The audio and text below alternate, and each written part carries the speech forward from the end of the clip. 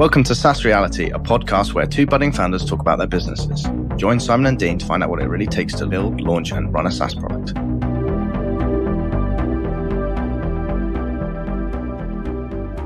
Morning, Dean.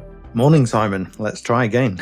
Yeah, I just looked. It's been 17 days since we last made a recording. So yeah, I think it's been a crazy period for both of us, actually. So yeah, neither of us can really talk about it either. No, I'm trying to think what we can talk about. My point of view, I've had some issues with Snapshooter and it's just been firefighting issues. So nothing has affected customers. It's just in the background. I've had to do a whole ton of fire hosing. Mm-hmm. When I say it doesn't affect customers, it affected a limited number of customers. But yeah.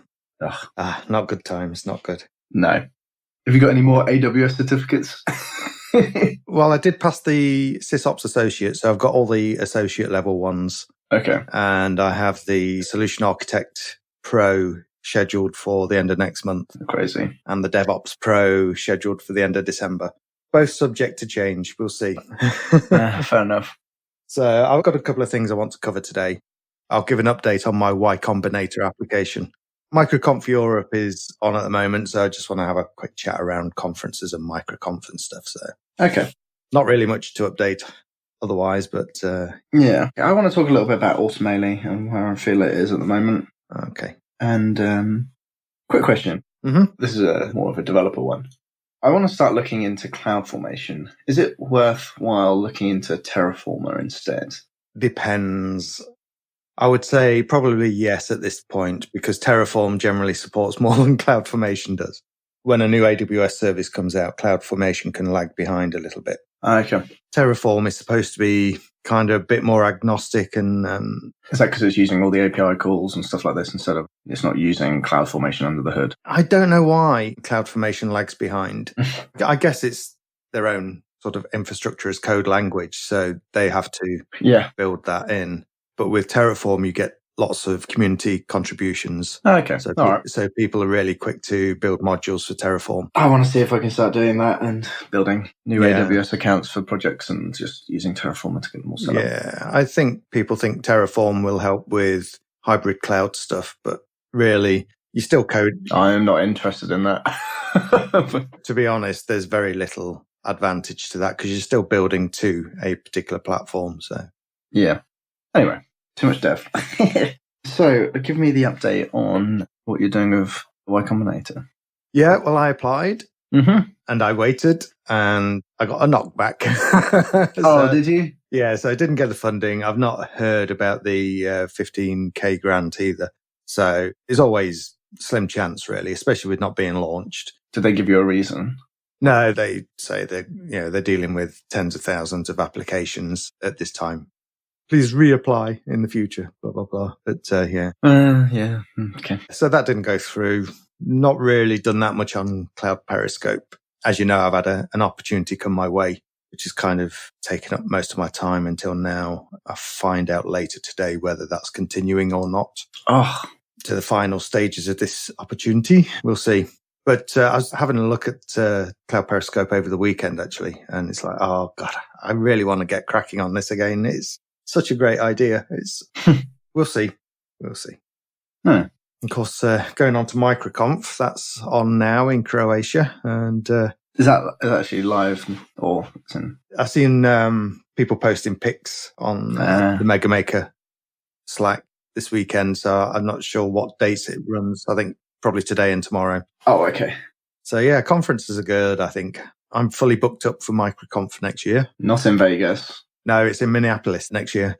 I have plane tickets, hotel, and MicroConf tickets. I'm doing growth and starter. How much does that set you back? All in all, with a bit of spending money, I'm probably looking at around 3.5 to 4K. Oh. Yeah. Oh. It's an investment, I keep telling myself. I thought it was bad spending effectively 400 or 500 euros going to Amsterdam. Yeah, the flight was best part of £1,000. Is there any layovers or is it one flight? No, I got a direct one and I upgraded to premium economy. It's just a bit more space to be able to work and stuff. So is that from Heathrow then? It is, yes.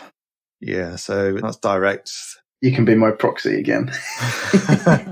Tickets were, I think, with my Founder Cafe discount. I was a member of Founder Cafe, which is Rob and Mike's forum, their community group, which is a paid one. A couple of $100 off the ticket, so that was $1,400. So what's that? Just over $1,000, about £1,100. Yeah, about 14,000. What's it?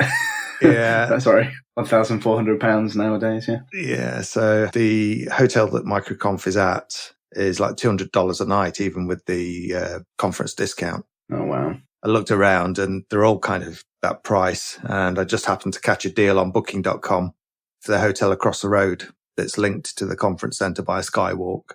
Being Minneapolis, you don't want people to go out in the freezing cold.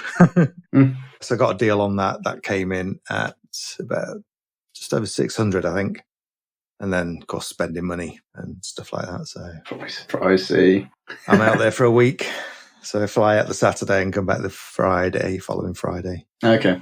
Just yourself this time? Yeah, just myself this time. My wife said, why do I want to go to Minneapolis in April? It'll be freezing and probably snowing. So yeah, just me.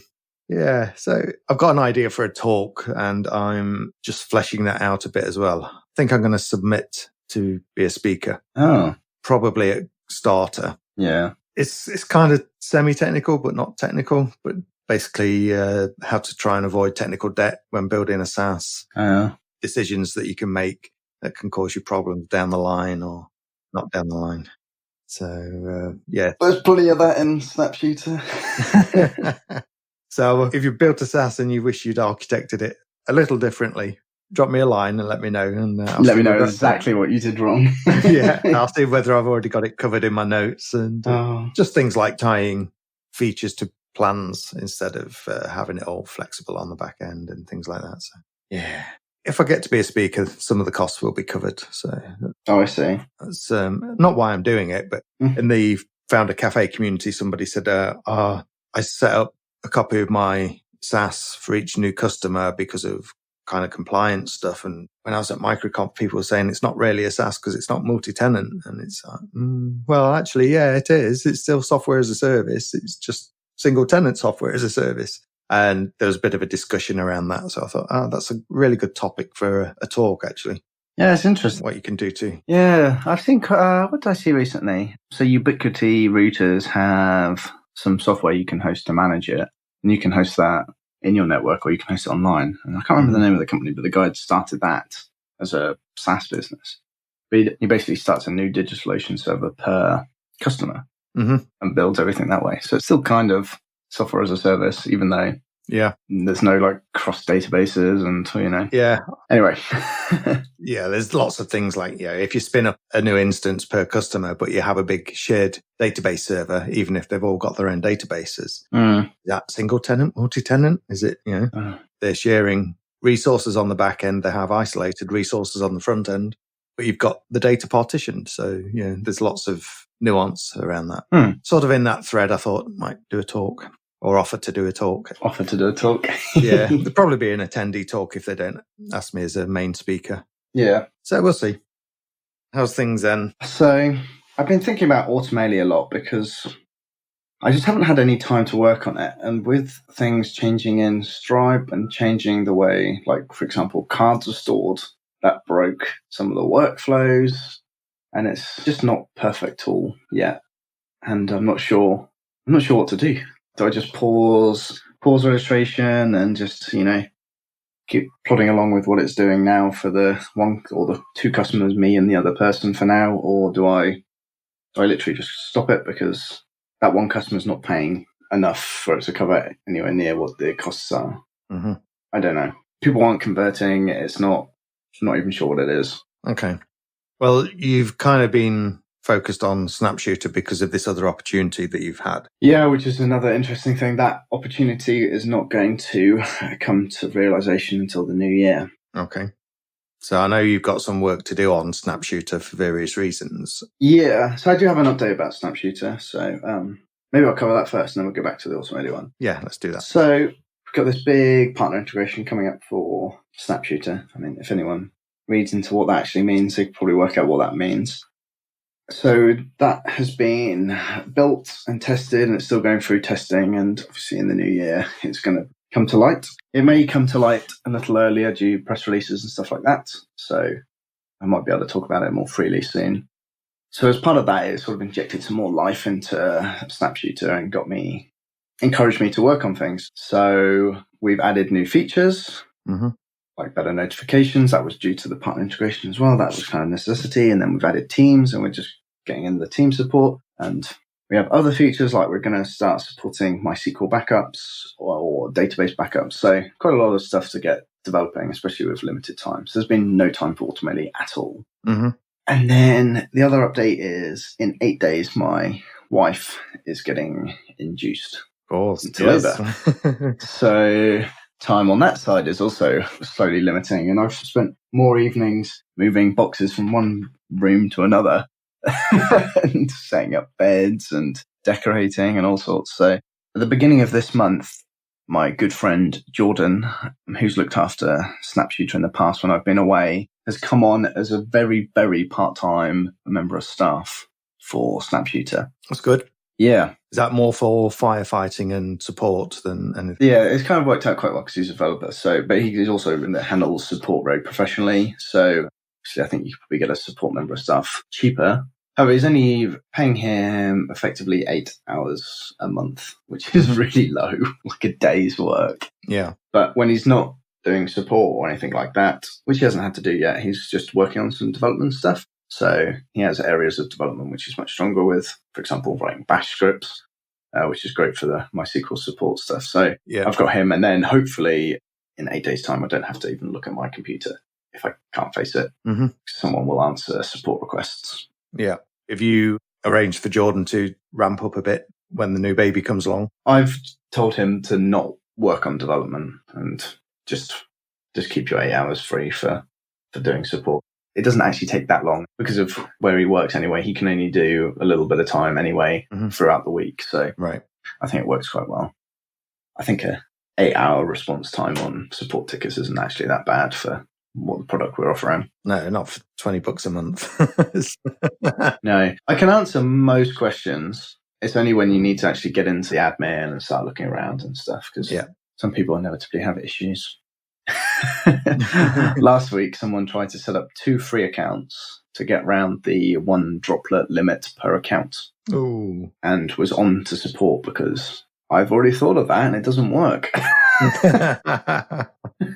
You can only sync 1 account with 1 SnapShooter account. If you try and do a second one, it doesn't import anything. But yeah, so it's just like support requests like that are the worst. But anyway, yeah, so that was a really disjointed couple of minutes of explaining what's going on. Okay. I think you're right in that you've got your focus on SnapShooter at the moment. Yeah. This partner integration is important.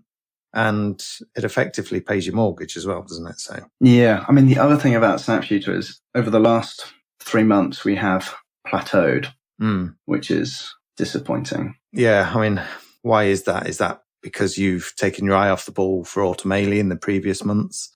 You've not been marketing, you've not made your presence known? Yeah, perhaps my marketing efforts before have just a slower and lot more long tail effect than I thought. I think you should get on a podcast tour with SnapShooter. Get on Indie Hackers, post a milestone, see if... I've been posting milestones and a hint for that. Cortland, get Simon on. Yeah. Yeah, I did an interview for them ages ago. It was quite a good article, really. Yeah, you need to get on the podcasts, I think. See if you can get on with Adam on Full Stack Radio. That would be a good one. Yeah, obviously, it would have to be in the next 8 days, realistically. Yeah, so, I mean, you're focusing on the right thing, I think, with SnapShooter, because that's where opportunities are, and yes, it is still growing. Yes, I think that MySQL support and then the other stuff we're going to add maybe won't increase the number of potential customers. Oh, how am I trying to say it? You know, when you do like a feature on your house and it makes it more sellable, but it doesn't necessarily increase the value? I'm kind of thinking it's like that. So, like, if you go around and put a good lick of paint on, you're not really increasing the value, but you are making it easier to sell. So, I'm hoping it's going to be like that. Now, I put a poll on the website because I was curious, and I've had quite a lot of responses from people saying, yes, that's something they would like.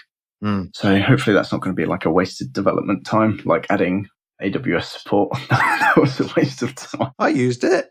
Did you pay? No. Exactly. No, we were, I don't really have control of the purse strings at work, unfortunately. No, I remember the reason was because the way you do snapshots on AWS works out cheaper than just raw backups, doesn't it? Yeah, if your EBS volume doesn't change much. You only pay for the changed. Better off using volume backups, yeah. Yeah, so working on Snapshoots is probably the way to go for the rest of the year. Automaily is there. Is it making much of a loss? Can you stick that loss until New Year? And Potentially. My ideal scenario has always been to be able to get Snapshooter to the point where I could get Snapshooter to the point where it would cover a full-time salary or replace my contracting. And then at that point, I should have enough free time to like split and do both products and try and work out what Automaily is, or just kill it and find something else. Yeah, well, you've taken a step back from it, so maybe it's time to rethink, look for a pivot with it. Yeah, that was my thing. Because define what it's trying to be, really. Yeah, I was hoping it would be more of a tool for SaaS people, and then it's kind of turned into it's no longer a good fit for Snapshooter, which is weird. Because that damn integration I can't talk about, it's potentially not going to work. Okay. Because there won't be the Stripe relation underneath. Mm-hmm. So that's rubbish. And then the other thing is, due to the last 3 months, I've had quite a bit of churn. Now, while it does send emails and I think it does work, there's no reporting. Okay. Because I haven't built anything to do that. And I have like no confidence in that. Mm-hmm. So I've ended up actually using basically a competitor's tool to do the churn recovery, because I just feel better if I could see what's going on. Okay. So yeah, what is it? Is it just a simple email tool for Stripe events, or is it what? Yeah. You need to get to microconf and talk to people. Oh, goodness. No, seriously though. I mean, maybe that's the time that you step back and think, right, okay, I plan to do this for SaaS people. Yeah. Let me go and talk to SaaS people. Yeah. Who are established, who do have like a minimum of $1,000 a month revenue, and, see what their pains are and whether Automaily fits in with that at all. Yeah. It's just it's in such a state of limbo. Now I'm wishing I built it so it wasn't reliant on Stripe data, but that was one of the key features. So for some people that would work very well. You don't have to do anything. For other people, that's not flexible at all. But then I'm kind of stepping on other people's business models, which I can see that they've spent a very long time setting up, like userlist.io, like those guys. Yeah. They've been at the grindstone for a very long time, and it looks like they're starting to receive the fruits of their labor. But they've obviously been really doing a lot of work and, crunching for a long time. They've also made themselves very visible as well. They have, yes. The marketing. Yeah, They've done the whole podcast round. Yeah. The podcast store. Hint. Hint, yeah. Yeah. I think Automaily has an identity crisis for sure, doesn't it? So yeah, maybe you take the period with the new baby coming along to just have a think what it is and what it should be and what you want it to be, and then talk to people again to see whether there's actually any value there. I need to try out some more marketing tools and see what really is on the market. And I mean, building the workflows for me is a great thing. Yeah. I wish I was in a position to be using it. You probably get fed up with how janky they are. Yeah, I've used Drip in the past and their workflow builder, and it's, just really nice to be able to do that. Yeah. And I think with the stuff that Automaily is trying to solve, I think that's great as well. Definable workflows. I mean, you built like a state machine anyway and stuff. So maybe there's a pivot there into some sort of workflow builder. That's true, yeah. Oh, then I've ended up with Zapier and all sorts. Well, ride the crest of the wave of the no-code movement. Oh, yeah. I kind of thought about that day. Anyway. Yeah, I think the answer is to close registration for now and wait and see what the new year brings. Well, is there any harm keeping registration open? Other than support, which is difficult. Yeah, close it then. And there's got to be something that you can pivot to around that workflow builder. Yeah, it just has to be done with automation and mail. That's the two requirements. Yeah, take your time. There's no rush, is there? You got to just focus on Snapshooter, see if you can get out of that plateau. Yeah. And get the growth back. I mean, you're growing still, aren't you? It's just slowly. 3 months was, when I say plateau, I mean literally flat.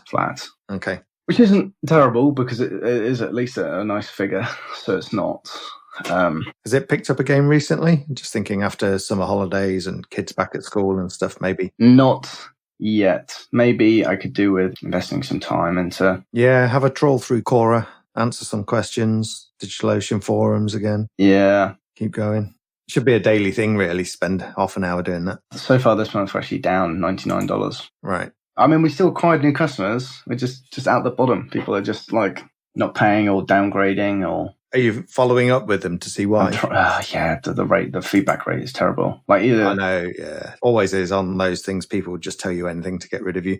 But, it's something you have to do just to find that one or two nuggets of gold in there. Yeah. Might trigger something. Tell you what I should probably look at is what the actual... I'm curious now, what the actual customer retention average is. That'd be interesting to see whether it's dropping. What your average lifetime value is. Yeah. Apart from in Chartmongle, it always tells me it's 0. I have no idea why. There you go. So annoying. It's good to be back. And sorry, folks, it's been a while. We'll try and be better. Yeah. And my recording over the next few weeks may become difficult. So we'll try and just keep you updated. Maybe I'll just encourage Dean to do some solo entries. I don't know about that. We'll see. Maybe I can interview a couple of people. I'll think about that. Okay, cheers, Simon. Bye. Catch you later.